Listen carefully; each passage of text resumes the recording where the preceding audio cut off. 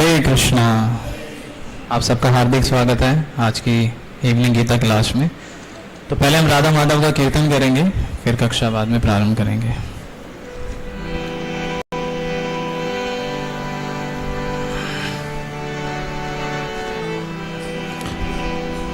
जय राधा माधवा जय कुंज बिहारी।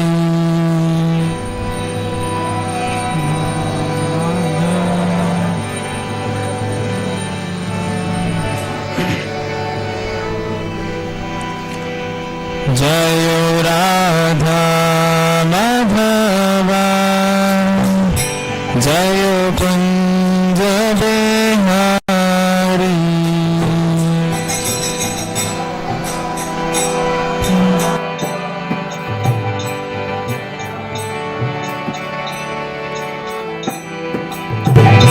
जय गोपी जन वल्लभ जय गिरिवरधारी।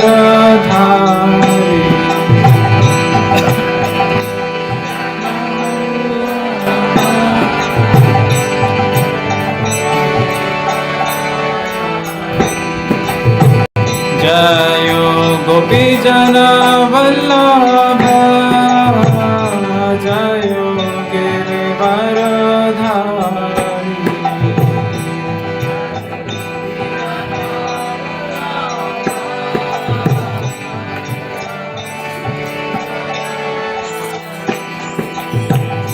जय यशोदानंदन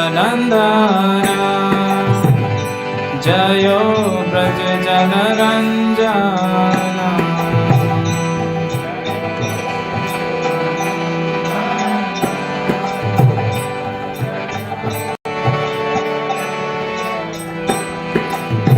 जय यशोदानंदन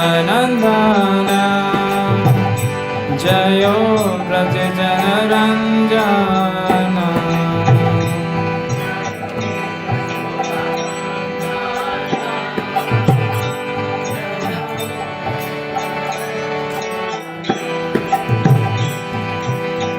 यमुना तीरवनचरी जय गिरिवरधारी।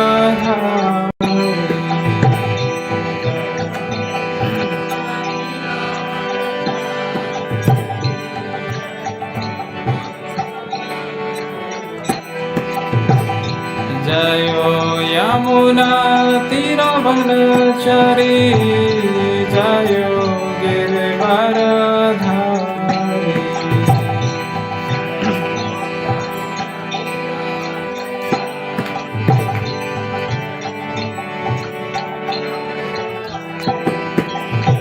जय राधा माधव जय कुंज बिहारी।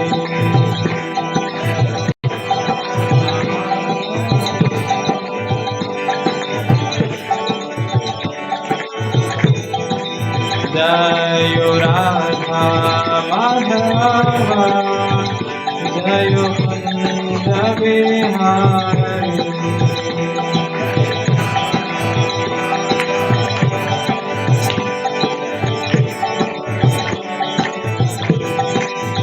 हरे कृष्ण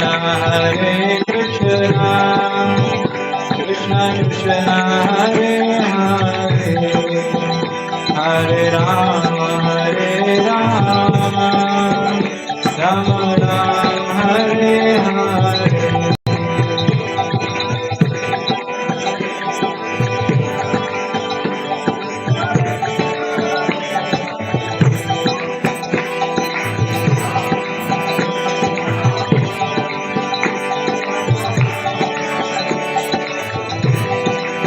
हरे कृष्ण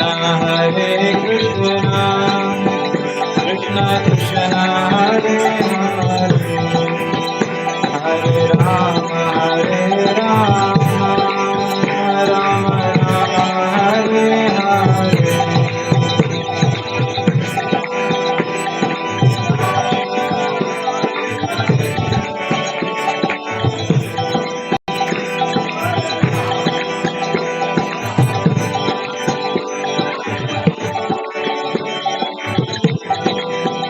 हरे कृष्णा कृष्णा कृष्णा हरे हरे, हरे राम राम राम हरे हरे।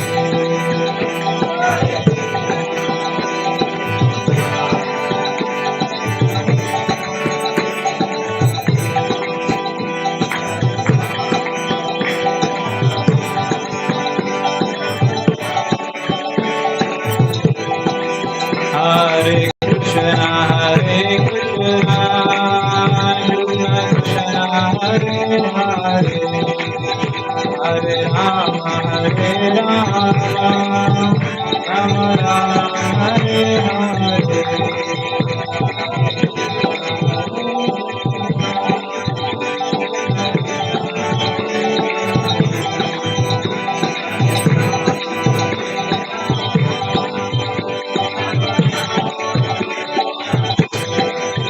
जय हो प्रभुपरा हरि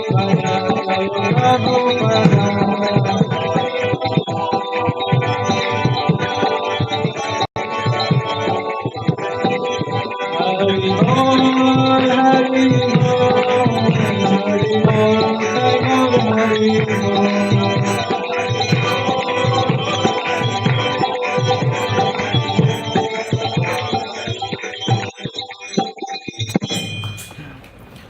जय विष्णुपाद परमहंस परिव्राज काचार्य श्रोदर्श श्री श्रीमान श्रील भक्ति सिद्धांत सरस्वती ठाकुर प्रपाद महाराज की जय। जय विष्णुपाद परमहंस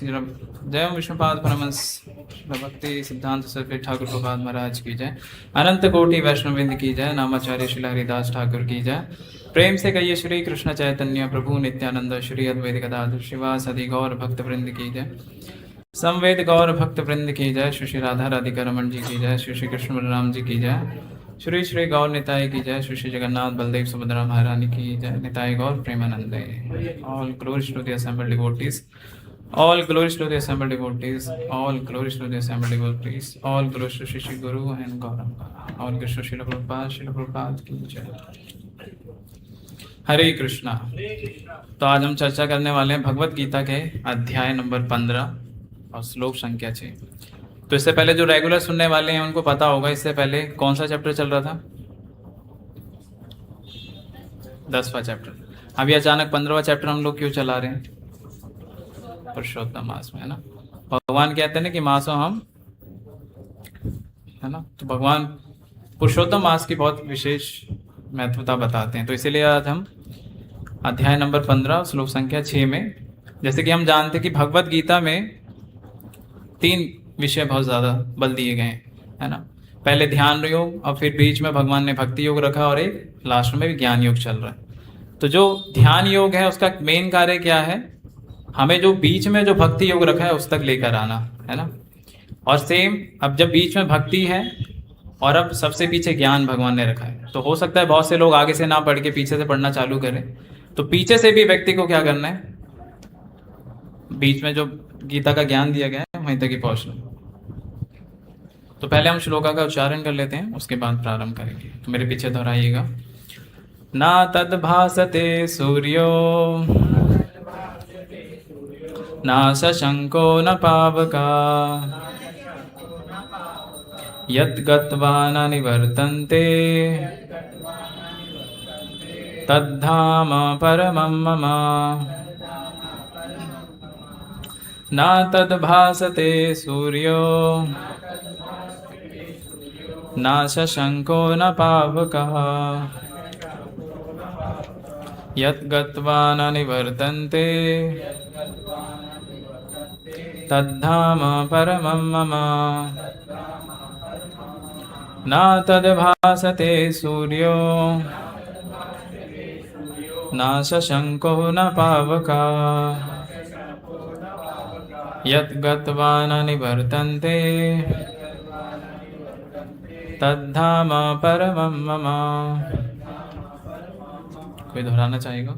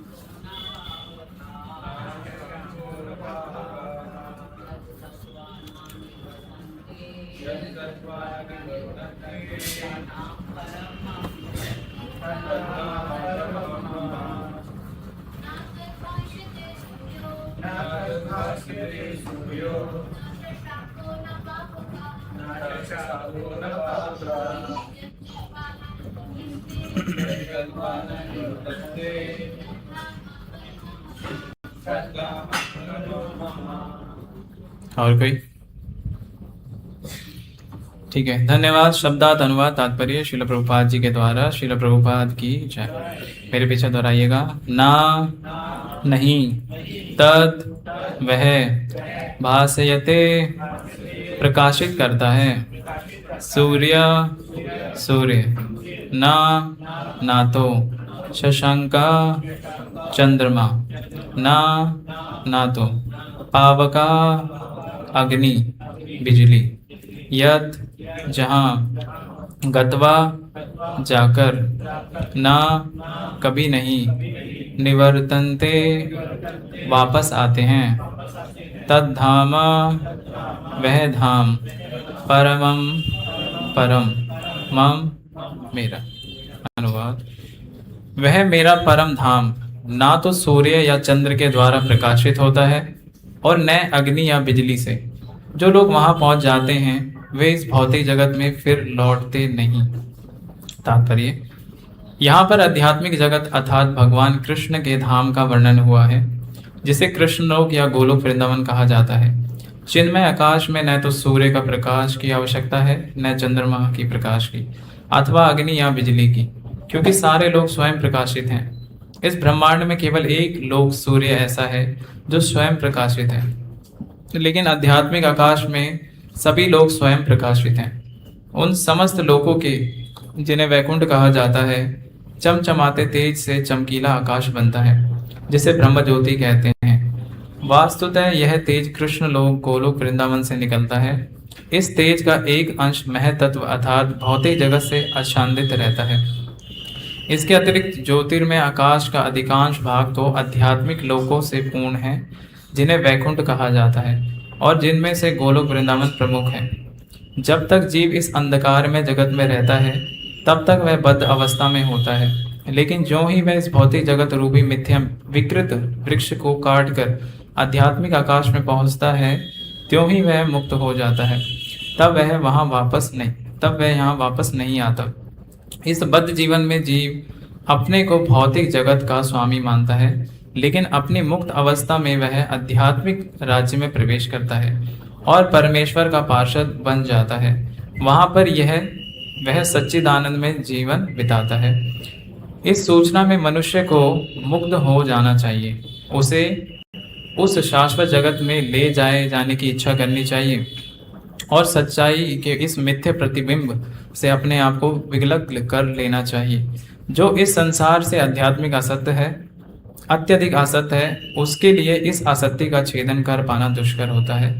लेकिन यदि वह कृष्ण भावनामृत को ग्रहण कर ले तो उसके क्रमश छूट जाने की संभावना है। उसे ऐसे भक्तों की संगति करनी चाहिए जो कृष्ण भावना भवित होता है।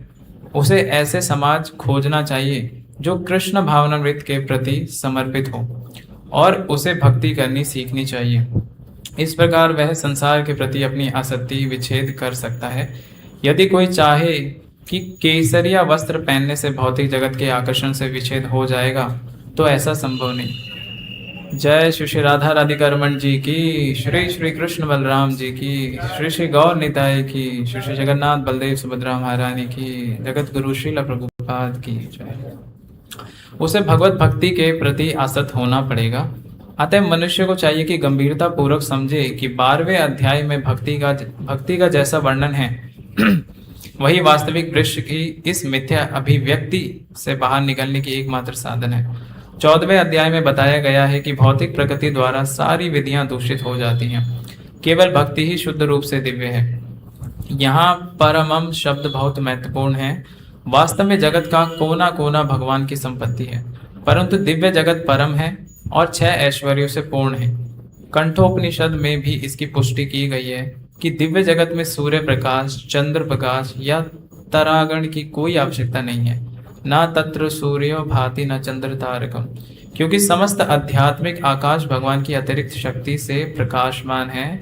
उस परम धाम तक केवल शरणागति से ही पहुंचा जा सकता है, अन्य किसी साधन से नहीं।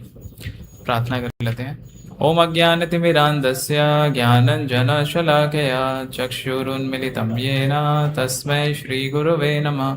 श्रीचैतन्यमनोभीष्टं स्थापितं येन भूतले स्वयं रूपः कदा मह्यं ददाति स्वपदान्तिकं। वन्देऽहं श्रीगुरो श्रीयुतापदकमलं श्रीगुरून् वैष्णवांश श्रीरूपं साग्रजातं सहगण रघुनाथान्वितं तं सजीवम् साद्वैतं सावधूतं परिजनसहितं कृष्णचैतन्यदेवं श्रीराधा कृष्णपादान् सहगण ललिता श्रीविशाखान्वितांश। हे कृष्णा करुणा सिन्धो दीनबन्धो जगत्पते गोपेश गोपिकान्त राधाकान्त नमस्तुते। तप्त काञ्चन गौरांगी राधे वृन्दावनेश्वरी वृषभानुसुते देवी प्रणमामि हरिप्रिये।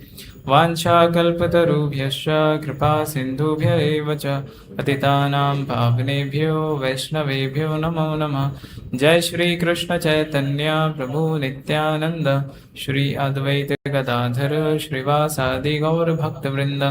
हरे कृष्णा कृष्णा कृष्णा हरे हरे, हरे राम राम राम हरे हरे। नमो विष्णुपादाय कृष्णपृष्ठाय भूतले श्रीमते भक्तिवेदांत स्वामिनिति नामिने। नमस्ते सरस्वते देवे गौरवाणी प्रचारिणे निर्विशेष शून्यवादी पाश्चात्य देशतारिणे। हरे कृष्णा।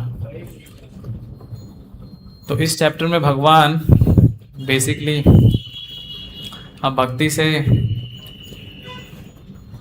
थोड़ा सा ज्ञान की तरफ बता रहे हैं कि इसको समझ पाना थोड़ा सा कठिन होगा रेदर देन भक्ति, कि इस चीज़ में भगवान ऐसे ऐसे अपनी शक्तियों के बारे में वर्णन कर रहे हैं जो शायद एक आम व्यक्ति समझ ना पाए। जैसे कि भगवान कह रहे हैं कि पानी में मैं पानी का स्वाद हूँ, है ना, रसो हम अपसो कौनते हैं, या सूर्य और चंद्रमा का मैं प्रकाश हूँ, या आकाश में मैं ध्वनि हूँ, या पृथ्वी में मैं सुगंध हूँ, है ना, मनुष्य में मैं बल हूँ। तो जनरली एक आम व्यक्ति ये सब समझ नहीं पाएगा कि कैसे इसको समझे। तो यही बेसिकली एक ऐसा ज्ञान है। अब प्रयास करते हैं इसके जानने का आज। तो भगवान यहाँ पे अब अपने धाम के विषय में बता रहे हैं कि वो चिन्मय धाम कैसा है भगवान का, है ना। जैसा कि हम लोगों ने केवल सुना होगा कि भगवान गोलोक वृंदावन में रहते हैं, है ना, लेकिन हमें वहाँ का एक एक डिस्क्रिप्शन मिलता है शास्त्रों में कि भगवान का धाम है कैसा, भगवान क्या पहनते हैं, भगवान किस समय पे क्या लीला करते हैं, क्या खाना पसंद है, कौन भगवान के प्रोमिनेंट फ्रेंड वगैरह है ना। तो भगवान उसी में ही आज के 6ठे अध्याय में बता रहे हैं कि वहाँ की वह मेरा धाम ना तो सूर्य या चंद्र के द्वारा प्रकाशित होता है। तो जैसा कि हम जानते हैं कि भौतिक जगत कैसे प्रकाशित होता है, सूर्य की वजह से, लेकिन भगवान कह रहे हैं कि मेरे जगत में सूर्य और चंद्रमा है ही नहीं। सच में लगता है आपको कि भगवान के जगत में सूर्य और चंद्रमा है ही नहीं?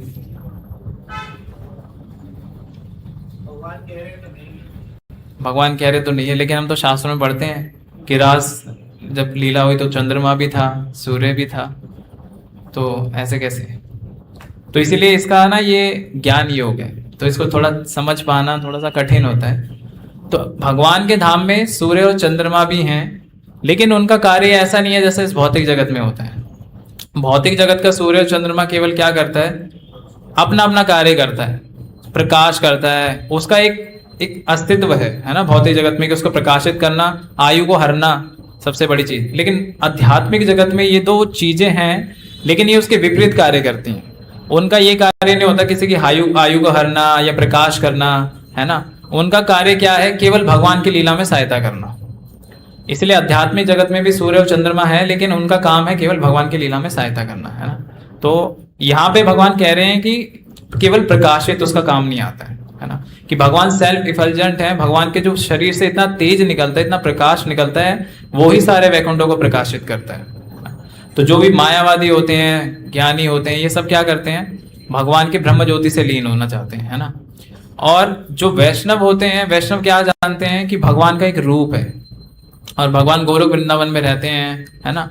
और वैष्णव इस फिलॉसफी को पालन करता है ताकि जो एक ब्रह्म तेज है, जो भगवान का, जो मायावादी है वो भगवान के ब्रह्म तेज के आगे नहीं देख सकते, लेकिन एक जो वैष्णव है, जो वैष्णव विधि का पालन करता है, वो भगवान को उस प्रकाश से भी परे देख सकता है। वो भगवान के विषय में एक एक चीजें जान सकता है ना। तो आगे बता रहे हैं, और ना अग्नि या बिजली, है ना। अगर ये सारी चीजें यहाँ हटा दे तो बहुत मुश्किल है ये सारी चीजें, मतलब ये पृथ्वी संभव ही नहीं है बिना सूर्य की, क्योंकि सूर्य का जो रोल है वो हर जगह है ना। बिना सूर्य के कुछ संभव ही नहीं है। हम कैसे देख पाते हैं? हम सूरज को भी सूर्य की रोशनी से देख पाते हैं ना, अंधेरा होता है तो नहीं दिख पाता कुछ भी, है ना। तो इसीलिए सूर्य और चंद्रमा का होना बहुत जरूरी है। आगे बता रहे हैं, जो लोग वहां पहुंच जाते हैं वे इस भौतिक जगत में फिर कभी नहीं लौटते। तो ये तो भगवान काफी जगह कह रहे हैं कि जो मेरे धाम को आ जाता है वो वापस नहीं आता, है ना। लेकिन ऐसा नहीं है कि जो भगवान के धाम भी चला गया वो वापस नहीं आ सकता। अगर उस जीव की इच्छा है तो वो वापस भी आ सकता है। भगवान ऐसा नहीं है कि किसी को बांध के रख लेते हैं कि अब तो तू आ गया है, तो ऐसा भी नहीं है ना। फिर आगे बता रहे हैं परपट में प्रभुपाद जी कि यहाँ पर आध्यात्मिक जगत अर्थात भगवान कृष्ण के धाम का वर्णन हुआ है, जैसे कृष्ण लोक या गोलोक वृंदावन कहा जाता है। चिन्मय आकाश में न तो सूर्य प्रकाश की आवश्यकता है, न प्रकाश, न चंद्र प्रकाश अथवा अग्नि या बिजली की, क्योंकि सारे लोग स्वयं प्रकाशित हैं। इस ब्रह्मांड में केवल एक सूर्य लोक ऐसा है जो स्वयं प्रकाशित। तो जैसे कि हम देखते हैं कि भगवान की बाल लीला में जब भगवान छोटे थे कृष्ण बलराम, तो एक डिस्क्रिप्शन आता है कि जब वो माखन चुराया करते थे, पढ़ा है आप लोगों ने। तो कृष्ण बलराम जब माखन चुराया करते थे तो जो गोपियां थी वो कंप्लेंट लेके आती थी यशोदा माई के पास, है ना। तो एक कंप्लेंट वो ऐसे करते हैं कि आपके जो पुत्र हैं, हम अपना माखन अंधेरे में भी छुपा लेते हैं, लेकिन वो उनके जो गहने हैं वो इतने मतलब प्रकाश निकालते हैं कि उससे वो ढूंढ लेते हैं, है ना। तो यशोदा माई कहती कि ठीक है मैं अपने पुत्रों के ये गहने भी निकाल लूंगी, लेकिन फिर वो मना करती है, कहते कि नहीं ये भी नहीं, अगर आप ये भी निकाल लोगे तो भी उनके शरीर से कुछ ना कुछ प्रकाश निकलता ही है ना। तो एक ये भी प्रमाणिकता मिलती है कि यहाँ भी प्रभुपाद जी रेफरेंस में दे रहे हैं कि भगवान का जो शरीर है कैसा है? चिन्मय है ना, प्रकाशित है। और हम देखते हैं कि भगवान के जो नाखून है वो भी चंद्र के समान है ना। तो भगवान के जो चरणों के नाखून है वहां पे 10 चंद्रमा है, भगवान के हाथों में भी 10 चंद्रमा है, भगवान का मुखारविंद चंद्रमा है, भगवान का फॉरहेड चंद्रमा है ना, भगवान का वक्षस्थल चंद्रमा है। तो ऐसे कहा जाता है 24.5 मून भगवान के शरीर में, मतलब एक उपमा दी जाती है कि ऐसे भगवान का शरीर का रूप है। और आगे बता रहे कि इस ब्रह्मांड में केवल एक सूर्य लोक ऐसा है जो स्वयं प्रकाशित है, लेकिन आध्यात्मिक आकाश में सभी लोग स्वयं प्रकाशित हैं और उन समस्त लोकों जिन्हें वैकुंठ कहा जाता है चमचमाते तेज से आकाश बनता है, जिसे ब्रह्म ज्योति कहते हैं। वास्तुतः ये तेज कृष्ण लोक गोलोक वृंदावन से निकलता है। इस तेज का एक अंश महतत्व अर्थात भौतिक जगत से आच्छादित रहता है ना। फिर आगे आता है कि भगवान यहाँ बता रहे हैं कि मेरे जो जगत में जो डिस्क्रिप्शन है, इससे आगे भी मतलब भगवान ने बताया था कि इससे पहले वाला अगर आप श्लोक में देखोगे कि जो झूठी प्रतिष्ठा मोह तथा कुसंगति से मुक्त है, जो शाश्वत तत्व को समझता है, जिन्होंने भौतिक काम को नष्ट कर दिया है, जो सुख तथा दुख के द्वंद्व से मुक्त है और जो मोह रहित होकर परम पुरुष के शरणागत होना जानते हैं, वह उस शाश्वत राज्य को प्राप्त करते हैं। तो भगवान काफी जगह बोलते हैं कि जो मेरे धाम को प्राप्त करता है वो वापस नहीं आता, लेकिन उस धाम को प्राप्त करने के लिए भगवान ने क्वालिफिकेशंस बताई है ना, कि वो क्वालिफिकेशंस होनी चाहिए कि उस क्वालिफिकेशंस को करने के लिए ही हम यहाँ पे एक भौतिक जगत में आते हैं, है ना। और ये भौतिक जगत कहा जाता है कि एक जीवात्मा का सबसे बड़ा एक सौभाग्य है कि उसको मनुष्य योनि यहाँ पे प्राप्त होती है। और इस मनुष्य योनि में भी अगर जीव को भक्ति मिले, क्योंकि सबसे महत्वपूर्ण चीज क्या है, खुद को शुद्ध करना, खुद को सत्व गुण में लाना। लेकिन हम देखते हैं कि यदि व्यक्ति सत्व गुण में भी हो तो ऐसा नहीं कि यदि वो सत्व गुण में है तो वो सारे कार्य अच्छे ही करेगा। एक कभी कभी देखा जाता है कि जो सत्व गुण है वो भी हमारे बंधन का कार्य बनता है। अब इसका कोई उदाहरण देना चाहेगा? अगर कोई व्यक्ति अच्छे कार्य कर रहा है तो वो बंधन में कैसे बंधेगा?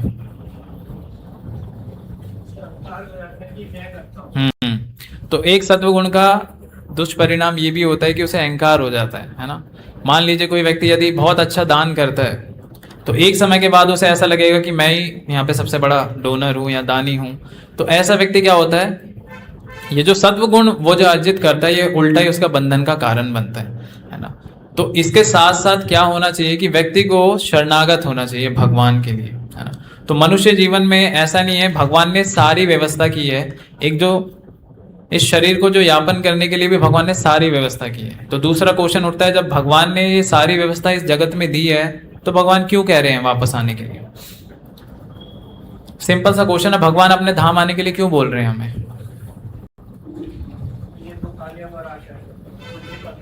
दुखालय में आशाश्वत में। और कोई और क्या कारण है कि भगवान हमें वापस बुलाना चाहते हैं?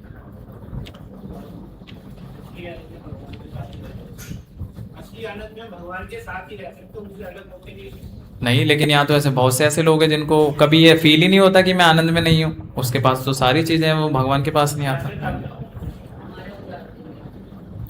हमारे उद्धार के लिए, ठीक है। और कोई सटीक आंसर? हाँ, जहां से हम वापस आए वहां वापस भी जाना है, लेकिन कारण क्या है?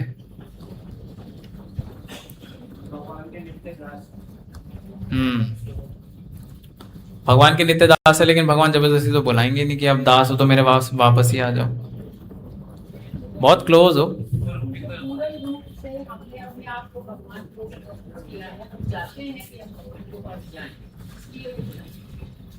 थोड़ा सा करीब हो। और कोई? हाँ, तो भगवान इसी चैप्टर में कहते हैं ममे वांशो जीव लोके जीव भूता सनातना, है ना। तो भगवान का बेसिकली कार्य क्या है? भगवान जब यहाँ डिक्लेयर कर रहे हैं और क्या कह रहे हैं, एक गीता में और श्लोक आता है ना, सर्वे योनि सुकोन्ते अमूर्ते समन्त्रिया, है ना, तासाम विग्रहम मन्ये हम बीज प्रतापिता, कि भगवान कह रहे हैं मैं सारी योनियों का बीज का प्रता हूं। तो जब एक पिता है तो पिता का कार्य क्या है? पिता का कार्य क्या है? पुत्र की देखभाल करना। भले ही पुत्र कैसा भी हो, लेकिन पिता उसके प्रति जो कंपैशन है वो कभी नहीं छोड़ता, है ना। पुत्र कैसा भी हो, लेकिन पिता जानता है कि यदि मैं इसके ऊपर थोड़ा सा और कार्य कर लूं तो शायद ये सुधर जाए। और यही व्यवस्था भगवान ने यहाँ पे की है हमारे लिए, है ना। या भगवान को क्या आवश्यकता थी? भगवान के शरीर से इतने प्लैनेट्स निकलते हैं, इतनी जीवात्माएं निकलते हैं, और भगवान के पास सेवकों की भी कमी नहीं है। तो फिर भगवान यहाँ इस तुच्छ जैसे जगत में क्यों भगवान हमारी तरफ दृष्टिपात करेंगे? भगवान तो गोलोक वृंदावन में आनंद में रहते हैं। हम जैसा सुनते हैं, है ना, कि परम व्यक्ति है, उसको क्या शौक है? गाय चराने का शौक है भगवान को। आराम से अपना आनंद में रहते हैं, दोस्तों के साथ खेलते हैं अपने। तो फिर भगवान को क्या जरूरत है यहाँ पे हमें हमारे लिए सोचने के लिए, है ना। लेकिन भगवान क्यों इसलिए कर रहे हैं? क्योंकि भगवान देखते हैं कि ये जो जीव आत्मा है ये कष्ट में है। बार बार जन्म मृत्यु को सहना कोई आसान कार्य नहीं होता है ना। भले हम ये कितना भी सुन ले कि हम ये शरीर नहीं है, हम आत्मा है, लेकिन कितने लोग हैं जो इस चीज को रियलाइज कर पाते हैं? यदि कोई हमारे शरीर को हल्की सी भी हानि पहुंचा दे तो शायद हमें बहुत कष्ट होता है। ऐसा क्यों है? क्योंकि इतने जन्मों से जीव बद अवस्था में है कि उसे लगने लगा है कि ये शरीर ही उसका है। जैसे कहा जाता है कि जीव एक तटस्थ शक्ति है, एक न्यूट्रल, है ना। अब जीव एक बीच मार्ग में खड़ा है और अगर जीव लेफ्ट में चला जाता है तो वो योग माया के संपर्क में आ जाता है। अगर जीव राइट में चला जाता है तो वो महामाया के चक्कर में आ जाता है ना। तो ये जीव की इच्छा पर ही निर्भर करता है, वो कहीं भी मुड़ सकता है। अगर वो आध्यात्मिक की तरफ जाएगा तो भगवान उसके लिए ऐसी व्यवस्था करेंगे कि वो आध्यात्मिक जीवन में उन्नति करे। और यदि जीव की इच्छा है कि मैं भौतिक जगत में जाना चाहता हूं तो भगवान ऐसी व्यवस्था करते हैं कि वो भौतिक जगत की ओर जाए, है ना। तो इसलिए भगवान बहुत कृपा करते हैं। भगवान हर वो कार्य करते हैं जिससे जीव उनके प्रति आकर्षित हो जाए और वापस धाम को आ जाए। यहाँ पे हम देखते हैं कि साक्षात भगवान के विग्रह रूप है ना। और शास्त्रों में कहा जाता है प्रतिमा नहीं तुम्ही साक्षात ब्रजेंद्र नंदन, कि जो विग्रह है साक्षात भगवान है। लेकिन कितने लोग हैं जिन्हें अनुभव है कि साक्षात भगवान है? आप देखो लोग आते हैं दर्शन करने के लिए, लेकिन कितना देर रुकते हैं भगवान को देखने के लिए? बस आया और भगवान को प्रणाम किया और चले गए, है ना? इतना ही होता है ना, क्योंकि भगवान से हमारी वो रुचि नहीं है कि हम भगवान के ऊपर ध्यान कर सकें। और उस ध्यान को बनाने के लिए, उस रुचि को डेवलप करने के लिए हमें सबसे पहले उस व्यक्ति के विषय में सुनना बहुत जरूरी है। जब तक किसी व्यक्ति के विषय में हम सुनेंगे नहीं तो उससे प्रेम ही नहीं होगा, है ना? वो रुचि हमें डेवलप करनी है।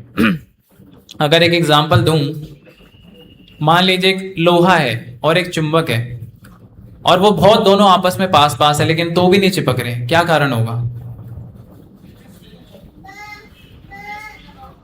रस्ट लगा होगा, है ना? तो सेम जो जीव आत्मा है और परमात्मा है, दोनों बहुत करीब है, ज्यादा दूर भी नहीं है। लेकिन जीव आत्मा तो भी भगवान की तरफ नहीं देखता, क्योंकि भौतिक इच्छाओं ने उसे इतना बांधा हुआ है कि वो भगवान की एक भी नहीं सुनता, है ना? कभी भी आप देखो, कभी भी आप कोई भी गलत कार्य करोगे तो आपको भीतर से ऑटोमेटिकली एक भय होगा, एक फेयरनेस, एक डर क्रिएट होगा अंदर से कि नहीं ये गलत है ना? और उसका परिणाम भी आपको पहले से ही पता चल जाएगा। यदि मैं ये गलत कार्य कर रहा हूं तो हो सकता है मुझे इसका रिजल्ट भी मिलेगा, लेकिन तो भी हम इतने प्रेशराइज हो जाते हैं अपने कर्मों के कारण। रजोगुण, तमोगुण, सतोगुण, ये तीनों गुण हैं जो हमारे ऊपर इतना कार्य करते कि हम उस गलत कार्य को भी कर लेते हैं, या हो सकता है हम कभी कभी अच्छे कार्य भी कर लें, है ना? तो ये ऐसा नहीं है, ये हर चीज हमारी ऑलरेडी फिक्स्ड रहती है। लेकिन जब हम भगवान की शरण में होते हैं तो उससे क्या होता है, डेली भगवान के विषय में सुनने से हमारी जो चेतना है, हमारी जो इंटेलिजेंस है वो प्योर होती है। और जब हमारी इंटेलिजेंस प्योर होगी तो हम क्या करेंगे, राइट और रॉन्ग में बहुत अच्छे से डिसीजन लेंगे। कहा जाता है यदि हमें कोई मटेरियल डिसीजन लेना है तो उसके लिए हमें बहुत सोचना जरूरी है ना? और रजोगुण, तमोगुण के अंदर यदि कोई गुस्से में कोई भी डिसीजन लेता है वो हमेशा गलत ही होता है, आप कभी भी देख लेना, है ना? यदि मान लो आपको बहुत ज्यादा क्रोध आ रहा है और उस क्रोध के चक्कर में यदि आप कुछ भी फैसला लोगे वो गलत ही होगा। कितने लोगों का एक्सपीरियंस है ना? क्योंकि उस समय में बुद्धि काम ही नहीं करती है। भगवान कहते हैं ना, बुद्धि का नाश हो जाता है और फिर क्या होता है, व्यक्ति का पतन हो जाता है। तो इसीलिए फिर आगे भगवान बता रहे हैं कि जब तक जीव इस अंधकार में जगत में रहता है तब तक वह बद अवस्था में होता है, लेकिन जो ही वह इस भौतिक जगत रूपी मिथ्या विकृत वृक्ष को काट कर आध्यात्मिक आकाश में पहुंचता है, त्यों ही वह मुक्त हो जाता है। तो यहाँ पे भगवान और बता रहे हैं कि जब व्यक्ति, जो एक जीव आत्मा है, भगवान के शरणागत होके इस विधि को अपनाता है और क्या करता है, अंतिम समय में भगवान का स्मरण करता है ना? और जब भगवान का स्मरण करता है तो भगवान के धाम वापस जाता है, और आगे बता रहे कि आध्यात्मिक जगत में पहुंच जाता है।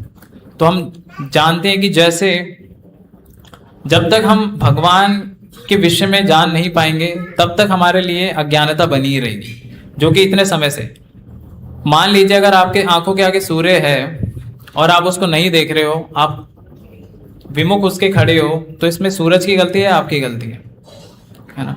तो इसी प्रकार भगवान भी आत्मा के साथ हमेशा विराजमान है ना? भगवान लोकलाइज जो परमात्मा जो हमारे हृदय में हमेशा विराजमान रहते हैं वो हमेशा हमें भक्ति के लिए इंस्पायर करते हैं, हमेशा हमारे लिए ऐसी अनुकूल परिस्थिति पैदा करते हैं ताकि हम उनके धाम वापस आ सकें, उनसे अट्रैक्ट हो सके। लेकिन जीव आत्मा क्या करता है, अपनी उन भौतिक इच्छाओं को पूर्ण करने के लिए वो हर गलत कार्य करता है, जिसके कारण उसे यहाँ पे कहा जा रहा है कि वो बद्ध है। बद्ध का मतलब जो नित्य है, अनादि समय से भगवान के विमुख होकर भोगने का प्रयास कर रहा है ना? तो आगे बता रहे हैं इसके अंदर कि इस सूचना से मनुष्य को मुक्त हो जाना चाहिए, उसे उस शाश्वत जगत में ले जाने की इच्छा करनी चाहिए और सच्चाई के इस मिथ्य प्रतिबिंब से अपने आप को विलग्न कर लेना चाहिए। तो जैसा कि हम जानते हैं कि यहाँ पे आ रहा है कि एक रिफ्लेक्शन, मतलब बिंब कहा गया है। तो भौतिक जगत का ये जो आध्यात्मिक जगत का ये जो परवर्टेड फॉर्म है, भौतिक जगत है ना, इसको कहा जाता है कि ये 1/4 है केवल आध्यात्मिक जगत का, है ना? तो इसको यहाँ पे बताया जा रहा है कि मिथ्या अहंकार, प्रतिबिंब, और आपको विलग्न हो लेना चाहिए। तो व्यक्ति को, जैसे कि हम जानते हैं कि हमारे अंदर जितने भी अनर्थ है, काम, क्रोध, लोभ, मोह, मद, मत्सर्य, तो इन्हें हमें भगवान की सेवा में लगाना चाहिए, है ना? लेकिन एक चीज है जो भगवान की सेवा में लगाना बड़ा कठिन होता है, वो है ईर्ष्या, है ना?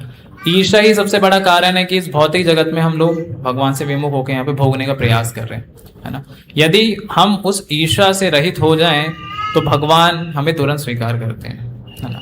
और ईर्षा, भगवान अर्जुन को क्या कह रहे थे? अनासूय। अर्जुन को भगवान अनासूय कह के संबोधित करते हैं, जिसका मतलब है ईर्षा से रहित। तो जब ऐसा जो व्यक्ति होगा जो ईर्षा से रहित होगा, ऐसा व्यक्ति क्या करेगा? भगवान के ज्ञान को तुरंत स्वीकार करेगा। जैसे कि मैं बताऊं, हम देखते हैं कि संसार में दो कैटेगरी है, एक अमीर लोग हैं, गरीब लोग हैं, है ना। तो अमीर लोग और गरीब लोगों में अंतर क्या है? अगर एक ग्रॉसली हम एग्जांपल लें, आपकी दृष्टि में क्या अंतर है? कोई एक उदाहरण बताएगा? अमीर लोगों में और गरीब लोगों में क्या अंतर है? बड़ा घर, बड़ी गाड़ी, और बस इतना ही अंतर है, वस्तुओं की कमी है। तो प्रभुपाद जी बता रहे हैं कृष्णा बुक में कि नल कुबेर और जो मणिग्रीव है ना, हम देखते हैं कि इनकी गलत संगति के कारण उनको नारद मुनि जी से श्राप मिला, लेकिन उसमें भी नारद मुनि जी ने क्या किया? उनको एक बहुत अच्छा शुभ अवसर दे दिया कि आपको भगवान के दर्शन होंगे और आप एक वृक्ष की योनि में जाओ, और कहाँ पे? नंद भवन में, कोर्ट यार्ड में तुम पैदा हो, है ना। तो वहां पे प्रभुपाद जी लिख रहे हैं कि कंपैरिजन कर रहे हैं, जो अमीर व्यक्ति होता है तो उसके पास क्या होता है? पूर्व जन्म के जो भी उसने संस्कार किए हैं, जो भी उसके पूर्व जन्म के पुण्य हैं, है ना। हो सकता है कि ऐसा व्यक्ति स्वर्ग लोक से भी आए।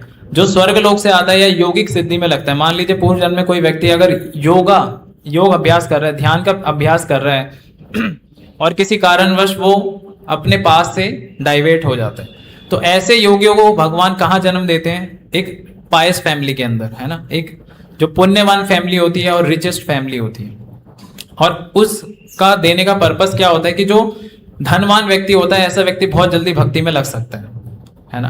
क्योंकि आप देखोगे कि एक जो नॉर्मल व्यक्ति होता है, गरीब व्यक्ति होता है, उसका पूरा जीवन कमाने में जाता है। तो जब पूरा जीवन कमाने में जाता है तो उसके पास समय ही नहीं होता भक्ति करने का। तो इसीलिए भगवान धनवान व्यक्ति को धन देते हैं ताकि उसका जो मूल समय है वो भगवान की भक्ति में लग सके। तो पहला एक अंतर ये है। लेकिन एक इससे भी बड़ा कारण प्रभुपाद जी बताते हैं कि जो अमीर व्यक्ति होते हैं, हो सकता है कि हर बार उनके लिए वो परिस्थिति अनुकूल ना हो कि वो भगवान की भक्ति को स्वीकार करें। हम देखते हैं कि आज इस पूरे जगत में कितने ऐसे रिचेस्ट लोग हैं, लेकिन जरूरी नहीं है कि हर कोई भगवान की भक्ति में लगा। बहुत दुर्लभ है कि हर कोई भगवान, क्योंकि ये कहा जाता है कि जिस व्यक्ति के पास समृद्ध मतलब पूरा धनवान व्यक्ति हो, ऐसे व्यक्ति को अपने धन को त्यागने में बहुत कठिनाई भी हो सकती है ना। और बहुत आसान भी नहीं है कि इस भौतिक आसक्ति को हम लोग त्याग सके, है ना। तो प्रभुपाद जी कहते हैं कि यदि वो व्यक्ति धन के कारण, अब एक व्यक्ति के पास जब अधिक धन होगा तो ऐसा व्यक्ति क्या करेगा? धन से क्या होता है? सुख सुविधा तो होती है, लेकिन उस धन से कुछ और भी होता है, गलत काम के प्रति भी। और हम देखते हैं कि अधिक से ज्यादा धन भी जब हमारे पास होता है तो हम सुखी नहीं रह पाते। उसके लिए एंजाइटी हमारे पास बनी रहती है, हमें हमेशा उसके लिए डर बना रहता है कि ये धन मुझसे कोई छीन ना ले। तो उस धन से क्या होता है, वो व्यक्ति गलत कार्य भी करता है ना। एक ब्राह्मण का जो पास टाइम आता है कि ब्राह्मण क्या होता है, एक राज्य में हम देखते हैं कि जनरली जो साधु लोग होते हैं वो राजा के ऊपर निर्भर करते हैं कि उसका जो पालन पोषण है वो राजा ही करेगा, है ना। तो जो साधु होता है वो क्या करता है, राजा के महल में जाने का प्रयास करता है, और जो राजा के गार्ड होते हैं वो उसको रोक लेते हैं और कहते हैं कि आप कहाँ जा रहे हो। तो वो जो साधु होता है वो कहता है कि मुझे कुछ धन की आवश्यकता है, इसलिए मैं राजा के पास जा रहा हूँ। तो वो जो सैनिक होते हैं वो क्या करते हैं, उसको बोलते हैं कि ठीक है मैं आपको जाने दूंगा, लेकिन सबसे पहले आपको मेरे साथ क्या करना पड़ेगा, जुआ खेलना पड़ेगा। तो जब ऐसा वो ब्राह्मण सुनता है तो मतलब हैरान होता है कि मैं तो ब्राह्मण कुल का हूँ और मैं ये सब गलत कार्यों में नहीं पड़ता हूँ, लेकिन आप मुझे जबरदस्ती इन कार्यों में लगा रहे हो। तो वो सैनिक क्या करते हैं, उसको फोर्स करते हैं, अगर आप ये कार्य हमारे साथ नहीं करोगे तो हम आपको राजा के तक मिलने नहीं देंगे। तो वो सोचता है कि चलो ठीक है, अगर इसी के लिए मेरे को अगर राजा से मिलना पड़ेगा तो मैं थोड़ा सा ही कर लेता हूँ। तो वो जो ब्राह्मण होता है जब क्या करता है, उनके साथ गैम्बलिंग करता है, जुआ खेलता है। और जुए में क्या होता है, वो जो पैसे जो जीतता है ना, तो उससे क्या होता है, उसको और लालच आ जाता है उस ब्राह्मण को। और लालच आता है तो वो क्या सोचता है कि अब मेरे पास इतना धन हो गया तो अब इससे मैं क्या करूंगा, अच्छी सुविधा, है ना।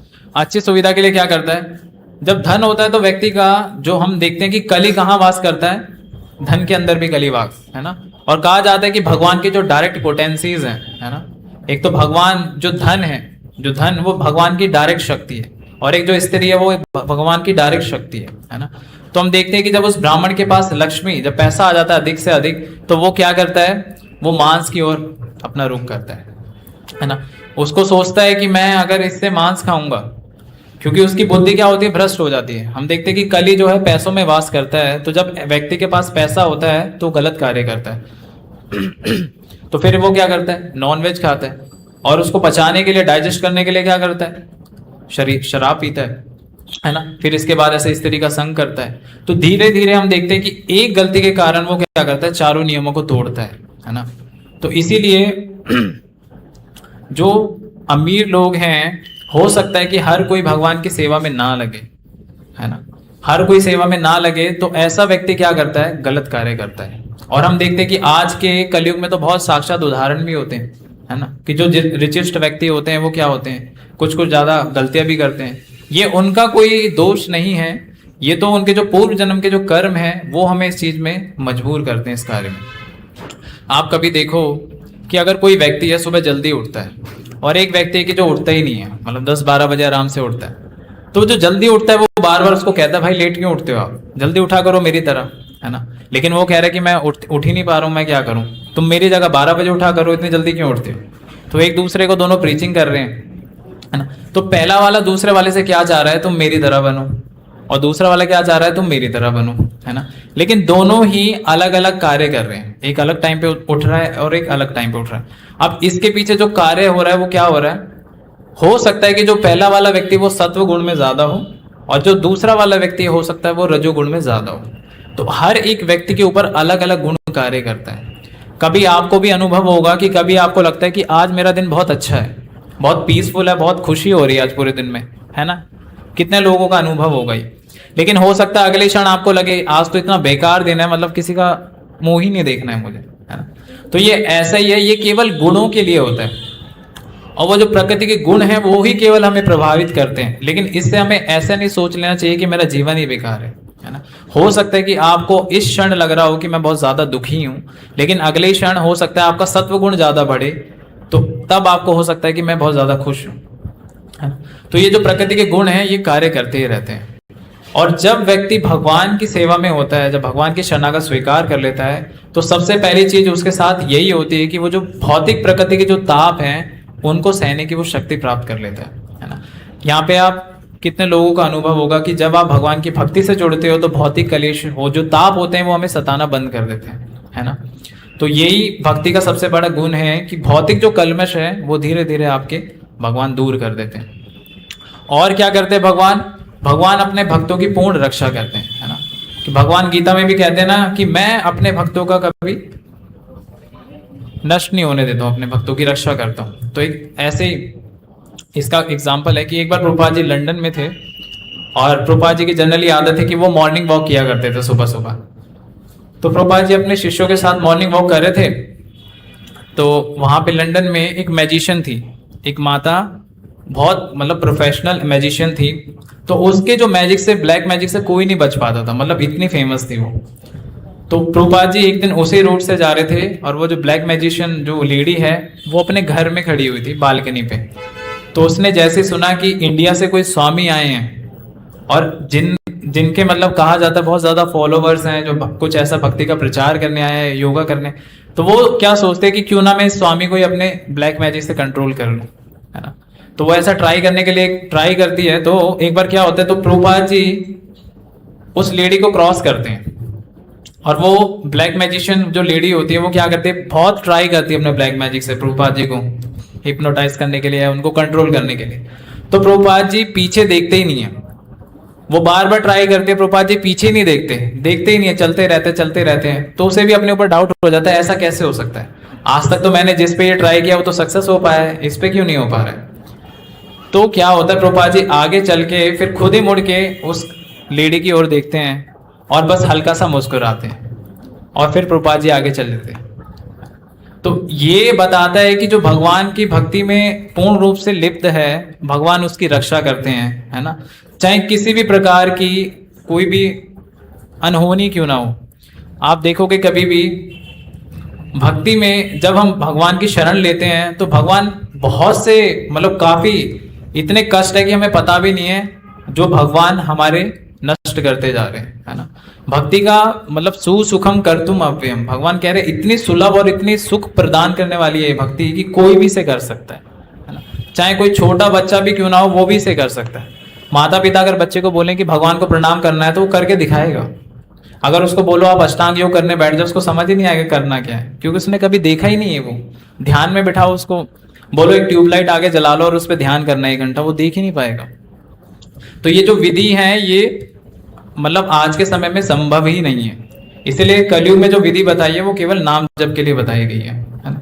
और आगे बता रहे हैं कि जो इस संसार से अत्यधिक आसक्त है उसके लिए इस आसक्ति का छेदन करना दुष्कर होता है, लेकिन यदि वह कृष्ण भावनामृत को ग्रहण कर ले तो उसके क्रमश छूट जाने की संभावना है। तो जैसे कि प्रभुपाद जी बता दें कि भक्ति करने के लिए भक्ति के साथ साथ हमारे अंदर जो गुण आते हैं, है ना, जैसे 24 गुण बताए गए हैं, उसमें क्षमा करना और सबके प्रति संभाव इक्वलिटी रखना और पूरी दृढ़ता से भगवान की सेवा में लगे रहना, प्रचार करना, है ना, हर जीव के अंदर भगवान को देखना, तो ऐसी 24 क्वालिटीज बताई गई हैं। तो हम देखते हैं कि जैसे जैसे हम लोग भक्ति में आगे बढ़ेंगे ये गुण हमारे अंदर डेवलप होंगे, है ना। और जैसे जैसे ये गुण डेवलप होंगे तो हम भगवान के प्रति स्वाभाविक है और अट्रैक्टिव और अट्रैक्ट होते जाएंगे। और प्रभुपाद जी कहते हैं कि हो सकता है कि इस गुणों में थोड़ा सा समय लगे, है ना, थोड़ा सा समय लग सकता है कि ये गुण आने में, इसलिए हमें खुद से भी प्रयास करना चाहिए। बहुत से लोग होते हैं आज कहते हैं मुझे बहुत ज्यादा गुस्सा आता है, मैं बहुत ज्यादा डिप्रेशन में हूँ, सुसाइड करने के लिए बहुत ज्यादा थॉट्स आते हैं, है ना। और इसी चीज को लेके आप देखो कितने सारे लोग अपनी अपनी संस्थाएं चला रहे हैं, है ना। वो व्यक्ति खुद इतना डिप्रेशन में होगा, अपनी दुकान खोल के बैठा है कि आप डिप्रेशन से मुक्त पाइए, है ना। तो ऐसा व्यक्ति आप देखो, जब भगवान कह रहे हैं इस भौतिक जगत में कि ये दुखालयम है, शाश्वतम है, प्रकृति के 3 गुणों में है, और कह रहे हैं देवी ऐसा गुणमयी मम माया दुरत्य, कि इस प्रकृति के 3 गुणों को पार कर पाना बहुत ज्यादा कठिन है। क्यों कठिन है? क्योंकि भगवान की डायरेक्ट पोटेंसी है, आप उसको कैसे क्रॉस कर सकते हो जब तक आप भगवान की सेवा में नहीं आ सकते, है ना। तो इसीलिए भगवान कह रहे हैं कि ये जो इतनी दुर्लभ जो माया है इसको पार कर पाना बहुत कठिन है, लेकिन भगवान कह रहे हैं जो मेरे सरेंडर हो जाता है, अनुगत हो जाता है, वो उसे इजीली पार कर लेता है। तो आगे बताते कि उसे ऐसे भक्तों की संगति करनी चाहिए जो कृष्ण भावनामृत होते हैं। उसे ऐसा समाज खोजना चाहिए जो कृष्ण भावनामृत के प्रति समर्पित हो और उसे भक्ति करनी सीखनी चाहिए। तो आज हम लोग यहाँ क्यों बैठे हैं? किसी ना किसी से तो हमें प्रेरणा मिली होगी ना कि भगवान का दर्शन करना चाहिए, है ना, या किसी भक्त की संगति हुई होगी जो हमारा माध्यम बना होगा भगवान तक हमें लाने के लिए, है ना। तो यही है कि यहाँ पे कह रहे हैं प्रभुपाद जी कि ऐसे भक्तों की हमें संगति करनी चाहिए, है ना। कहा जाता है कि इस भौतिक संसार में हमें हर कोई ऐसा व्यक्ति मिलेगा, मोस्टली हमें ऐसे व्यक्ति मिलेंगे जो हमें गलत कार्य की ओर लेके जाएंगे, है ना। कोई ऐसा व्यक्ति दुर्लभ ही होगा जो आपको बोलेगा चलो कोई अच्छा कार्य कर लेते हैं, है ना, या फिर कोई भगवान के मंदिर चले जाओ, या वो, है ना। तो ऐसे व्यक्ति को हमें बहुत ज्यादा इंपॉर्टेंस देनी चाहिए कि ऐसा व्यक्ति क्या कर रहा है, हमारे उस भक्तिमय कार्य में हमारी सहायता कर रहा है। और कहते हैं कि ऐसे कार्य के लिए यदि आपको भक्ति में कुछ भी चुकाना पड़े तो आप उसे चुका सकते हो, है ना। तो भक्ति के लिए कुछ भी आपको पे करना पड़े आप इजीली कर सकते हो, लेकिन आपको ये जो भक्ति का रास्ता है इसको छोड़ना नहीं है। मनुष्य जीवन में भक्ति को कर पाना बहुत संभव है और इसी योनि में ही संभव है। अगर आप सोचते हो कि मैं इससे भी ज्यादा यदि मैं देवी देवताओं के पास उनके लोग चला जाऊं तो उसमें भी भक्ति कर पाना संभव नहीं होता है ना, क्योंकि वो लोग भी पूर्ण रूप से भगवान के भक्त नहीं होते, वो पूर्ण रूप से मिश्रित भक्ति करते हैं, है ना। और ये जो स्वर्ग लोग हैं इनकी तरफ कौन अट्रैक्ट होते हैं? जिनकी चेतना यहाँ पे भी केवल भोगने की होती है। और जो लोग यहाँ से दुखी हो जाते हैं कि मुझे यहाँ पे वो सुविधा नहीं मिल रही है, तो ऐसे व्यक्ति सोचते हैं कि मुझे स्वर्ग जाना है ताकि बहुत अच्छी ज्यादा फैसिलिटीज मिले, है। आज हम देखते हैं इतने सारे योगा सेंटर खुले हुए हैं, किस लिए? ताकि हम लोग बहुत ज्यादा जीवन जी सकें। और ज्यादा जीवन क्यों जीना है? ताकि अच्छी एक लाइफस्टाइल करके सेंस ग्रेटिफिकेशन कर सके, है ना। तो जब तक हमें अपने जीवन का गंतव्य नहीं पता है, गोल नहीं पता है, तो व्यक्ति उसके लिए मेहनत कभी नहीं करेगा। इसीलिए पहले हमें अपने जीवन का लक्ष्य पता होना चाहिए कि हमें क्या प्राप्त करना है। भक्ति में आके भी हम लोग कंफ्यूज रहते हैं, आखिर हम लोग कर क्या रहे हैं, है ना। इतने समय से हम लोग भगवान का नाम जप कर रहे हैं, कुछ रियलाइजेशन ही नहीं हो रहा है, वैसा का वैसा ही लग रहा है ना। तो ये इतनी जल्दी नहीं हो पाएगा। आप देखो कि यहाँ पे बद्ध जैसा शब्द इस्तेमाल करते हैं भगवान। बद्ध का मतलब है जो अनादिकाल से भौतिक प्रकृति के संग में है, इस भौतिक जगत में फंसा हुआ है, और अचानक आपको ये भक्ति का प्रोसेस मिलता है, तो इतनी जल्दी आप इसको रिलीज नहीं कर सकते। हो सकता है किसी को बहुत जल्दी इसमें रुचि हो जाए, या हो सकता है किसी को बहुत समय में। जैसे प्रभुपाद जी उदाहरण देते कि गीली घास है, हो सकता है उसको जलने में थोड़ा समय लगे, लेकिन वो जलेगी जरूर, है ना। और जो सूखी घास है वो जल्दी जल जाएगी। तो इसीलिए जो भी हमारे पूर्व जन्म के संस्कार है, यदि हमने भक्ति की है, तो ऐसे भक्त के लिए बहुत जल्दी होता है कि वो भक्ति को स्वीकार करे और आगे बढ़ जाए। तो लेकिन एक जो चीज है कि हमें कभी भी भक्ति में हतोत्साहित नहीं होना चाहिए, और एक चीज तय है कि भक्ति में कोई भी फेल नहीं हो सकता, है ना। तो ये एक ऐसा एग्जाम है जिसमें कोई फेल नहीं हो सकता, है ना। भले उसको री एग्जाम देना पड़े, बार बार देना पड़े, लेकिन एक दिन वो पास जरूर हो जाएगा। तो उसी के लिए हमें प्रयास करना है। और आगे बता रहे हैं कि यदि कोई चाहे कि केसरी वस्त्र पहनने से भी भौतिक जगत के आकर्षण से विच्छेद हो जाएगा, तो ऐसा संभव नहीं है। तो बहुत से लोग आते हैं ना बाहर से कि आप लोग तो साधु लोग हैं, लाल कपड़े पहनते हैं, आपके लिए तो भक्ति कर पाना संभव ही होगा, मैं तो घर गृहस्थी में फंसा हुआ हूँ, है ना। आप लोगों का भी ऐसे सोचना होगा कि ये लोग तो कितने ज्यादा भगवान के क्लोज रहते हैं, पूरा दिन भगवान के साथ रहना, भक्ति करना, मैं तो सांसारिक कार्यों में, माया में फंसा हुआ हूँ, है ना। तो यही है। ये क्या होता है, ये केवल आप देखो कि मैं भी भगवान की भक्ति करने का प्रयास ही कर रहा हूँ, और आप भी भगवान की भक्ति करने का प्रयास कर रहे हो, है ना। दोनों को भगवान ने सेम मार्ग दिए हैं। ऐसा नहीं है कि व्यक्ति इस आश्रम में हो या उस आश्रम में हो, किसी भी आश्रम में भगवान की भक्ति कर पाना संभव है। बस शर्त है कि आपको उसे गंभीरता पूर्वक करना पड़ेगा, है ना। तो ये है। फिर आगे बता रहे कि उसे भगवत भक्ति के प्रति असक्त होना पड़ेगा। अतः मनुष्य को चाहिए कि गंभीरता पूर्वक समझे कि 12वें अध्याय में भक्ति का जैसा वर्णन है, वही वास्तविक वृक्ष की इस मिथ्या अभिव्यक्ति से बाहर निकलने का एकमात्र साधन है। 14वें अध्याय में बताया गया है कि भौतिक प्रकृति द्वारा सारी विधियां दूषित हो जाती हैं, केवल भक्ति ही शुद्ध रूप से दिव्य है। यह परमम शब्द बहुत महत्वपूर्ण है। वास्तव में जगत का कोना कोना भगवान की संपत्ति है ना। तो हम जानते हैं कि भगवान क्या है, सर्व कारण कारणम। तो जब भगवान समस्त कारणों के कारण है, तो हम कह सकते हैं कि कोई भी गलत कार्य करे तो क्या भगवान उसके भी कारण है। अगर भगवान कह रहे कि मैं समस्त कारणों का कारण, तो यदि मैं कोई गलत कार्य कर रहा हूं तो क्या उसके पीछे भगवान ही कारण है? नहीं, कर्म तो खुद ही करना पड़ता है। कर्म तो खुद ही करना पड़ता है, लेकिन भगवान तो कारणों के कारण है ना।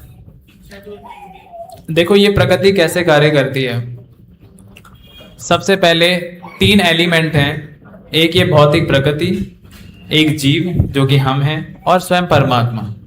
तो यदि जीव की कोई इच्छा है और यदि उसके कर्मों में वो चीज है, तो भगवान क्या करते हैं, उसको पूर्ण कराने के लिए प्रकृति के द्वारा उसको व्यवस्था करते हैं।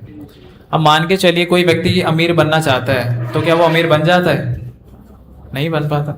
लेकिन यदि उसके भाग्य में है तो वो इजीली बन जाता है ना। क्योंकि पूर्व जन्म में जो भी उसने कार्य किए हैं, या इस जन्म में जो भी उसने कार्य कर रहा है, यदि उसके कर्मों में भगवान ने सौभाग्य डाला है, तो आप देखते हैं, आप कितना मतलब देख लो, आप रास्तों में जाते हो, कभी एक ही रास्ते से यदि आप जाते हो और आप देखते हो कोई भिखारी सिग्नल पे भीख मांग रहा है, और वो आप उसको पिछले 10 साल से 15 साल से देख रहे हो, वो वही काम कर रहा है, तो क्या गलत है? क्या वो अपनी तरफ से पूरा प्रयास नहीं कर रहा अमीर बनने का? लेकिन तो भी नहीं बन पा रहा है क्योंकि उसके भाग्य में नहीं है ना। वो भी कर्म, हर चीज कर्म के ऊपर ही कार्य करती है ना। तो यदि आपके भाग्य में है तो वो उसके लिए आपको श्रम ही नहीं करना पड़ रहा, तो हमें कर्म करना ही क्यों है? यदि कर्म करेंगे तो ये शरीर मिलेगा ना उस कर्म को भोगने के लिए। बिल्कुल। तो कहा जाता है जैसे कि आपको केवल जीवित रहने की जरूरत है ना। जो पिता की संपत्ति है वो बेटे को ऐसे ही मिल जाएगी, उसके लिए उसको ट्राई नहीं करना है, उसको बस केवल जीवित रहने का प्रयास करना है। इसी प्रकार जो हमारे कर्म में है वो हमें सुलभ ही मिल जाएगा, उसके लिए हमें ट्राई नहीं करना चाहिए। ज्यादा हमें ट्राई करने की जरूरत ही नहीं है, अदरवाइज आप लोग डिप्रेस्ड ही हो गए। जय श्री श्री राधा राधिका रमन जी की, श्री श्री कृष्ण बलराम की, श्री श्री गौर निताई की, श्री श्री जगन्नाथ बलदेव सुभद्रा महारानी की, जगत गुरु श्रील प्रभुपाद की जय, है ना। तो जो भी उसके जीवन में है वो उसे मिलेगा ही, उसके लिए कार्य नहीं करना चाहिए। लेकिन जो ये मनुष्य जीवन मिला है ये कर्म योनि है, और हम इस कर्म योनि से निकलने का प्रयास कर रहे हैं, है ना, ताकि दोबारा ये कर्म बंधन में ना फंसे। कौन चाहता है बार बार जन्म लेना, कौन चाहता है बार बार मरना, है ना। कोई रोगी नहीं होना चाहता, कोई बूढ़ा नहीं होना चाहता, लेकिन प्रकृति की ये जो गुण है ये हमें बार बार इस साइकिल के अंदर हमें डाले जा रहे हैं। आज के समय में हमारी ऐसी अवस्था है कि हम एक बहुत बड़े स्क्रीन के ऊपर कुछ ना कुछ मूवी देख रहे हैं, है ना, और जो काल है वो काल क्या कर रहा है, अपना कार्य कर रहा है ना। तो काल कभी भी रुकता नहीं है, काल अपना कार्य किया जा रहा है और दिन प्रतिदिन हमारी आयु को हमसे हरता जा रहा है ना। तो मनुष्य का जो जीवन है वो एकमात्र यही है कि अपने जो भी अल्पकाल के इस मनुष्य जीवन है इसमें मैं पूर्ण रूप से भगवान की भक्ति करूं। और भक्ति के साथ साथ ऐसा नहीं है कि मैं अपने जो नियमित कार्य हैं, जो भी मेरी प्रिस्क्राइब ड्यूटीज हैं, उनको मैं ना करूं, है ना। यदि आप भक्ति को अपने कार्यों में जोड़ लोगे तो आप देखोगे कि आपका जीवन बहुत सरल हो जाएगा। अगर आप एक ऐसी चीज देखो, भगवान की जो एक पदार्थ शक्ति, एक जो इन्फीरियर शक्ति होती है, भगवान की जो जड़, जिसके अंदर कोई चेतना नहीं है, जैसे कि आप इस भौतिक जगत को देख लो, इस जगत के अंदर ये केवल चेतना नहीं है, ये केवल पदार्थ से बना हुआ है ना। जल, अग्नि, पृथ्वी, वायु, आकाश, ये सारे केवल एक मैटर है ना। यदि हम इसी का संग करेंगे तो हमारी जो चेतना है वो विकसित कभी नहीं होगी। आप देखो साइंटिस्ट लोग कभी भी भगवान के विषय में जान नहीं पाते, वो केवल वो मन को भी नहीं जान पाते कि मन नाम की चीज है या नहीं है। वो केवल क्या देख पाते हैं, जो उनकी आंखों से दिख पाता है, मैटर। लेकिन जो ये भक्ति है, ये जो आध्यात्मिक चीज है, ये बताती है कि उस मैटर का कारण क्या है। ये जो पृथ्वी है इसका कारण है क्या, कहाँ से ये पृथ्वी आ रही है ना। तो जो आध्यात्मिक चीज है ये हमें उससे बियॉन्ड लेके जाती है। और जब हम शास्त्रों की दृष्टि से इस जगत के विषय में जानने का प्रयास करेंगे तो हमें समझ आएगा कि जो मनुष्य जीवन है वो ऐसे कार्यों के लिए नहीं है। ये मनुष्य जीवन बहुत विशेष है। इवन देवी देवता भी इसकी कल्पना करते, प्रार्थना करते हैं कि हमें भी पृथ्वी के ऊपर क्या मिले, मनुष्य जीवन मिले, है ना। तो ये जो मनुष्य जीवन है, यदि हम इसमें भक्ति को भी ऐड कर लें तो हमें बस भगवान को अपने जीवन में ऐड करना है। और भगवान हमसे कभी भी अलग नहीं है, भगवान सदैव हमारे साथ है। तो इससे क्या हो सकता है, व्यक्ति अपने इस भौतिक जीवन को भी सुख में बना सकता है केवल भक्ति के विषय में जान के। और अंतिम समय में क्या होगा उसे ये नहीं पता। आप देखोगे कि अंतिम समय में यमराज के जो दूत हैं वो आत्मा को लेने आते हैं। उसका क्या कारण है? अंतिम समय में जब मृत्यु होती है तो यम के दूत क्यों आते हैं लेने के लिए?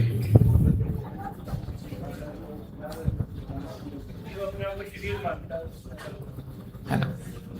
एक तो वो क्योंकि उसने सभी गलत कार्य किए हैं, इसलिए जो भी उसका जो पाप है उसको भोगने के लिए यम के दूत आते हैं। दूसरा, यम के दूत इसलिए आते हैं कि जो पापी आत्मा है उसको भी नहीं पता है कि मरने के बाद जाना कहाँ है, तो उसको एस्कॉर्ट करने के लिए यम के दूत आते हैं। और ना केवल यम के दूत आते हैं, यदि हम भगवत धाम भी जाते हैं, हमने अच्छे कार्य किया और अंतिम समय में हम भगवान का स्मरण करके शरीर को त्यागते हैं तो विष्णु दूत भी आते हैं, है ना। तो हमें इस भौतिक जगत में इतना ही केवल इंगेजमेंट करनी है जितना कि इस शरीर के लिए जरूरत है ना। अननेसेसरी यदि हम लोग प्रयास करेंगे, आप देखो आज के टाइम में लोग इतनी सारी EMIs पर गाड़ी लेते हैं, बाइकें लेते हैं महंगी महंगी, और जब उस EMI को चुका नहीं पाते तो स्विगी, ब्लिंकिट, इन सब पे वो पार्ट टाइम जॉब करके उसकी जॉब को, पेमेंट को चुकाते हैं। तो उस व्यक्ति ने क्या सोच के उस बाइक को लिया था कि आनंद करूंगा, एंजॉय करूंगा, लेकिन अब व्यक्ति क्या कर रहा है, उसकी EMI चुका रहा है, ब्लिंकिट पे ऑर्डर दे के ये करके। तो परिणाम हम सोचते हैं अच्छा हो, लेकिन वैसा नहीं होता है ना। तो जो यदि आपके जीवन में सुख है वो आएगा ही आएगा, लेकिन उस सुख को भी और आनंद में बनाने के लिए हमें भक्ति का सहारा लेना पड़ेगा। और जब भक्ति हम अपने जीवन में अपना लेंगे तो बहुत इजीली हम अपनी लाइफ को मैनेज कर पाएंगे। आज के समय में हम देखते हैं कि लोग अपने जीवन को मैनेज नहीं कर पाते, है ना। आज इतने लड़ाई झगड़े होते हैं, इतने सारे रॉन्ग डिसीजंस होते हैं, वो इसीलिए होते हैं क्योंकि हमारी जो चेतना है वो सत्व गुण में कोई डिसीजन ले ही नहीं पाती है। लेकिन जब व्यक्ति सत्व गुण में होता है तो वो सेल्फ कंट्रोल्ड होता है ना, और उसको पता होता है क्या गलत है क्या सही है। और ऐसा व्यक्ति क्या करता है, कभी भी गलत कार्यों में नहीं फंसता है। और ऐसे करते करते अंतिम समय में क्या होता है, इस भौतिक जीवन से निकल के वो भगवान के धाम चला जाता है। तो भक्ति करना बहुत आसान है, कोई ज्यादा कठिन नहीं है ना। केवल भगवान का नाम हमें लेना है, और इस भगवान के नाम लेने में ऐसा नहीं है कि कुछ भी कुछ हमें पे करना पड़ रहा है। भगवान का नाम सबके लिए है और सबको लेने का भी अधिकार है। जितना हम इस भगवान के नाम की शरण लेंगे उतना जल्दी हम भगवान के विषय में और जानेंगे और भगवत धाम हम जा पाएंगे। तो भगवान आज के इस श्लोक में यही बता रहे हैं कि उनकी जो भी ऑपुलेंसेस हैं, उनका जो धाम है वो कैसा है। वो इस भौतिक जगत की तरह नहीं है, वो इस भौतिक जगत से बहुत ज्यादा परे है ना।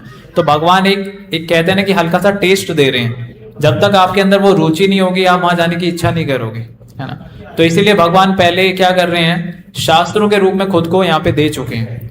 जितने भी हम देखते हैं शास्त्र वो भगवान से अभिन्न है, और इन शास्त्रों के अंदर भगवान ने अपना डिस्क्रिप्शन दिया है। और जब हम इन शास्त्रों को पढ़ते हैं तो इन शास्त्रों को पढ़ के हमारे अंदर जब वो रुचि, वो इंटरेस्ट पैदा होता है कि हमें भगवान के धाम जाना है, तब उस गोल के लिए हम लोग प्रयास करते हैं, है ना।